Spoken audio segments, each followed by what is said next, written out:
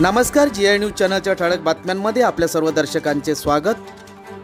अमृत भारत योजनेअंतर्गत 15 रेल्वे स्टेशनचा होणार कायापालट।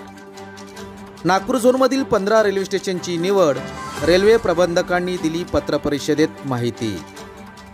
आज नागपूर परिमंडल कार्यालयामध्ये पार पडलेल्या पत्रपरिषदेत अमृत भारत योजनेअंतर्गत नागपूर झोनमधील 15 रेल्वे स्टेशनची निवड करण्यात आली असून ही रेल्वे स्टेशनची लवकरच अत्याधुनिक सुविधांनी परिपूर्ण असल्याचे चित्र प्रवाशांना अनुभवास मिळणार असल्याची माहिती नागपूर झोनचे मुख्य प्रबंधक तुषार पांडे यांनी पत्रपरिषदेत दिलेली आहे। रेल्वे मंत्रालयाने भारतातील रेल्वे स्टेशनांना अत्याधुनिक सुविधांद्वारे परिपूर्ण करण्यासाठी अमृत भारत ही योजना अंमलात आणली आहे, ज्याचा शुभारंभ 6 ऑगस्ट 2023 पासून सुरू करण्याचा रेल्वे मंत्रालयाचा विचार आहे। त्या अनुषंगाने नागपूर मध्य रेल्वे परिमंडल अंतर्गत गोधनी, काटोल, नरखेड, पांडुर्णा, मुलताई, आमला, बैतूल, घोडाडोंगरी, जुन्नरदेव, सेवाग्राम, पुलगाव, धामणगाव, हिंगणघाट, चंद्रपूर व बल्लारशा या रेल्वे स्टेशनांचा यामध्ये समावेश करण्यात आला आहे। या बाबतीत नागपूर मध्य रेल्वेचे मुख्य प्रबंधक तुषार पांडे यांनी पत्रपरिषद दिलेल्या माहितीची पाहूया एक झलक। मैं थोड़ा सा पीछे जाऊंगा कि पिछले कुछ सालों में जो भारतीय रेल में एक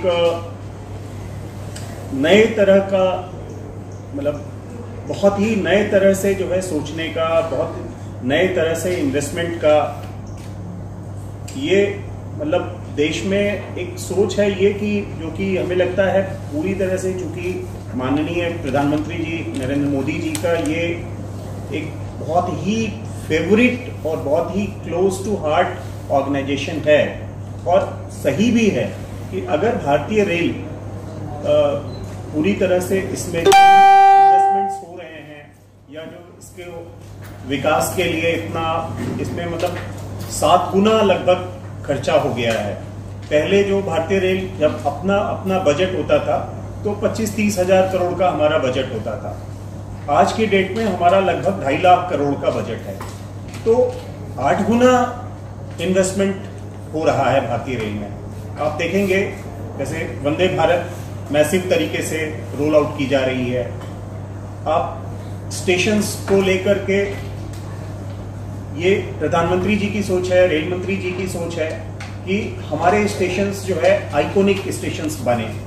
तो पूरे देश में मतलब 1300 से ज्यादा स्टेशंस जो है, मतलब हमारे टोटल 7500 स्टेशन है, पर 1300 स्टेशंस को चुना गया कि इनको हम लोकल सब लोगों की सहभागिता से कैसे उन्हें और सुगम बनाएं, तब दिव्यांग के लिए फ्रेंडली बनाएं, शहर के एक ओवरऑल विकास में स्टेशन केंद्र बिंदु बने। मतलब स्टेशन हर जगह अब नागपुर ही है। नागपुर शहर के बीचों बीच एक हिस्टोरिकल और आइकॉनिक लैंडमार्क है। नागपुर को आप देखेंगे तो लगभग 500 करोड़ की परियोजना ऑलरेडी इस समय चल रही है, जो कि नागपुर का विकास के लिए ऑलरेडी काम चल रहा है। दोनों एंड में नई बिल्डिंग्स डेवलप की जा रही हैं, ईस्ट साइड में भी, वेस्ट साइड में भी। बीच में एक काफी चौड़ा फूड प्लाजा होगा, काफी चौड़ा। तो ये सोचा जा रहा है कि जो प्लेटफॉर्म पर खड़े रहते हैं वो सब एक जैसे प्रॉपर कॉन्कोर्स में जाकर के लोग रहें, और जब ट्रेनें आए तो सुगमता से एस्केलेटर द्वारा, लिफ्ट द्वारा सीधे ट्रेन पर आए, ट्रेन पकड़े और आगे जाएं, जिससे कि प्लेटफॉर्म्स जनरली हमारे अभी आप देखेंगे 1 नंबर प्लेटफॉर्म क्राउड रहती है, काफी ज्यादा दिक्कत रहती है।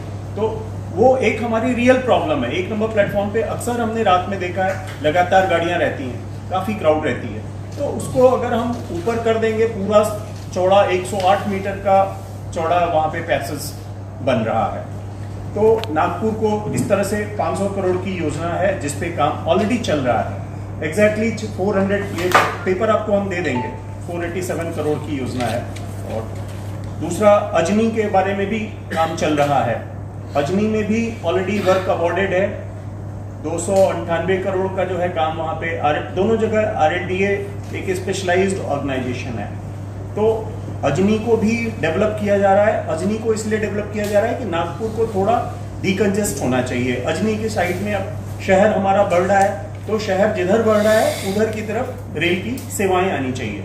अच्छे स्टेशन हैं, अब जैसे घोड़ा डोंगरी अगर देखिए, जुनार देव देख लीजिए आप, बैतूल, ये सब छोटे स्टेशन हैं, उन सबको भी मुख्य धारा में शामिल करके उनका स्टेशंस का विकास कर दिया जाए। विकास करके उसको ऐसा बनाया जाए कि हर कोई समाज का व्यक्ति कंफर्टेबली स्टेशन को एक्सेस कर सके। अब मैं खुद फील करता हूँ, कई बार नरखेड़ स्टेशन जाता हूँ मैं, तो नरखेड़ स्टेशन पे अप्रोच बहुत कन्वीनियंट लोगों को नहीं रहती है कुछ जगहों पे।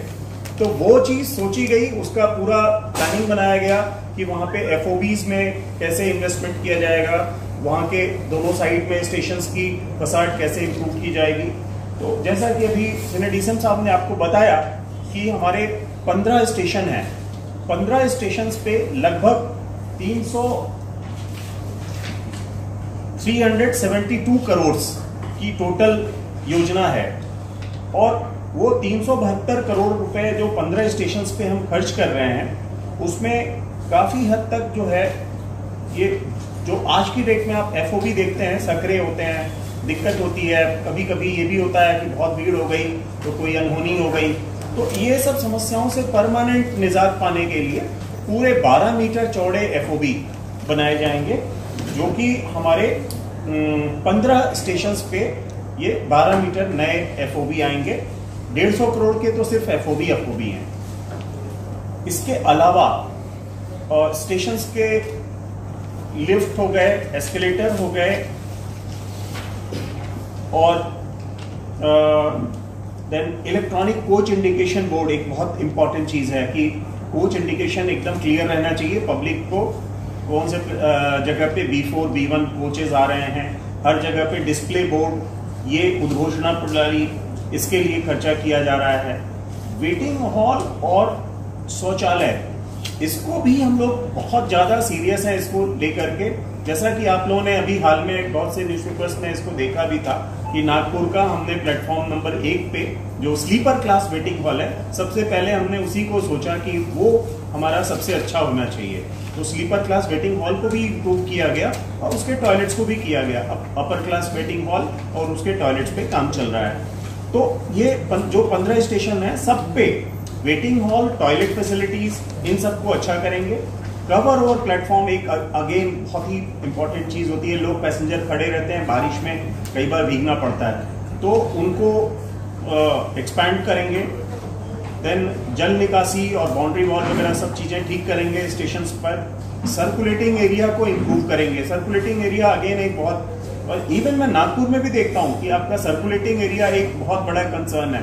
कई बार जो है शुरू में जो है ऑटो वाले जो है सड़क पे छोड़ देते हैं, फिर अंदर तक जाने के लिए लोग पैदल जाने। तो इस तरह की चीजों को ध्यान रखते हुए हर जगह पे, नागपुर में भी, अजनी में भी, सेवाग्राम में भी, बैतूल में भी, चंद्रपुर में भी, कुलगांव में भी, दामनगांव में भी सर्कुलेटिंग एरिया को ठीक करेंगे। कुछ लैंडस्केपिंग, गार्डनिंग पे ध्यान देंगे, और मतलब सहजता से रास्ता खोज सकें उसके लिए साइनेज का सिस्टम एक पूरा सेंट्रलाइज बेसिस पे प्लान हो रहा है कि सेंट्रल रेलवे में जितने भी स्टेशन हैं उन पे एक स्टैंडर्ड साइनेज सिस्टम, और स्टैंडर्ड साइनेज सिस्टम एक स्टैंडर्डाइज बेसिस पे बनाया जा रहा है।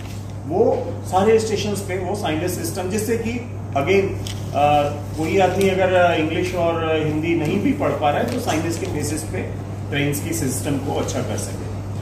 तो इस तरह के जो चीजें हैं, मतलब ये बेसिकली भारत सरकार की सेंट्रलाइज सोच है, और इसके तहत पूरे इंडिया में सभी स्टेशनों पे ये मतलब मोदी जी की विजन से हम लोग कार्य कर रहे हैं, और इसको हम लोग एग्जीक्यूट जल्दी से जल्दी करना चाहेंगे। ऐसे मिल रहा है कि आपको कैसे साइनेज बनाने हैं, आपको कैसे स्टैंडर्ड्स स्टेशंस के इम्प्रूव करने हैं, आपको एफओबीज किस तरह के रखने हैं। Everything is being a good guidance from the technical organisation, मतलब जो हमारा मंत्रालय से सीधे एक टेक्निकल विंग है जो कि हर चीज पे गाइडेंस दे रहा है, ताकि कोई चीज ऐसी ना हो जो अनप्लान्ड वे में बने और अनप्लान्ड तरीके से उसका लोग यूज ना कर पाए। और इसमें प्रोफेशनल कंसल्टेंसी हर स्टेशन पे ली गई है।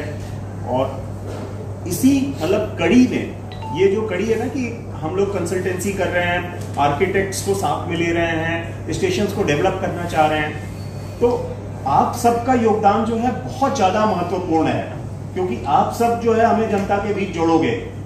तो आप जनता के बीच में हमें जोड़ें और हमारी बातों को आप प्लीज अपने पत्र द्वारा जो है समाज के बीच में ले जाएं। और ये गुजारिश है आपसे कि हमारी बातों को इस तरह से आप ले जाएं कि we are open to all and we want real good improvement in the railway stations. और जनता की सहभागिता से हम एक अच्छा स्टेशन डेव्हलप कर सकते। आपण पाहत होते जी न्यूज। आपल्या सभोवताल एखादी घटना, समस्या किंवा उपक्रम असतील तर आमच्या अधिकृत प्रतिनिधीस कळवा, आम्ही ते आमच्या चॅनलवर प्रसारित करण्याचा प्रयत्न करू। आपणास जर आमच्या बातम्यांचा नियमित अपडेट घ्यायचा असेल तर आत्ताच आमच्या चॅनलला लाईक, सबस्क्राईब व शेअर करा। जी न्यूज चॅनल करिता चीफ ब्युरो, नागपूर।